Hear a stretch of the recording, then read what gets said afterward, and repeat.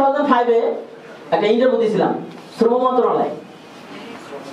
শ্রম মন্ত্রণালয়ে ইন্টারভিউ দিতে গেলাম, সকালবেলা 9টায় আমার টাইম দিয়েছে, জানেন তো গভর্নমেন্টের টাইম। আমি তো ওই সময় জানতাম না, 9টায় উপস্থিত।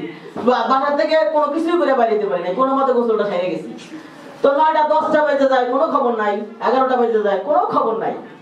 12টা বেজে যায়, কোনো খবর নাই। এদিকে তো ন্যাচারাল কল করছে আমারে, কি করার।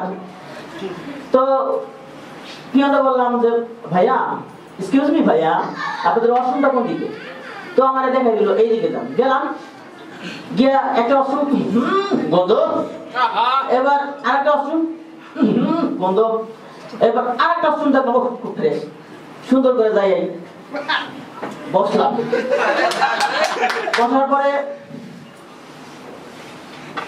কিছুক্ষণ পরে ট্যাপ চাচ্ছি, পানি নেই।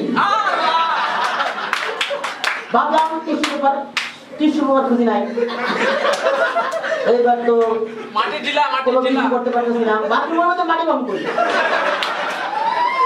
কোনো কিছু করতে পারছি না, বইয়ে রয়েছে এইভাবে।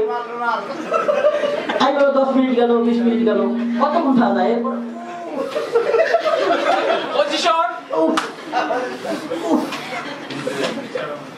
এরপর দাঁড়াইলাম, কিছুক্ষণ পরে চিন্তা করলাম নতুন জায়গা, ফোন কারে করবে? ফোন তো করার কেউ নাই, পানিও নাই।